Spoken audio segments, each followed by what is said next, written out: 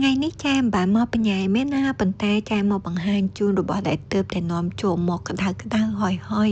គឺមកដល់ Melbourne Victoria យើងហើយសម្រាប់ពុកម៉ែបងប្អូនកូនក្មួយដែលចូលចិត្តញ៉ាំបែបលក្ខណៈហៅថាខ្មែរអញ្ចឹងណាជាពិសេសប្រហុកផ្អកត្រីងៀតត្រីចាស់ហើយនេះ complex មើលវីដេអូហ្នឹងណានិយាយពីថា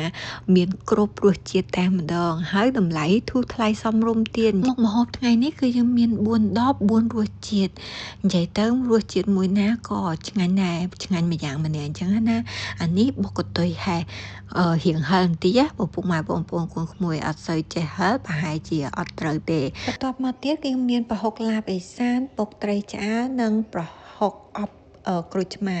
សម្រាប់ចែវិញអា4មុខហ្នឹងគឺចែជួយចិត្តអាប្រហុកអប់ក្រូចឆ្មាខ្លាំងជាងគេនិយាយទៅញ៉ាំទៅជក់មាត់ជក់ចិត្តដិតអារម្មណ៍ហ្មងណារៀបរាប់ច្រើនពេកហើយឥឡូវចែដាក់ page គាត់នៅលើអេក្រង់ហ្នឹងជូនពុកម៉ែបងប្អូនកូនក្មួយបើចង់ order complex Campo eat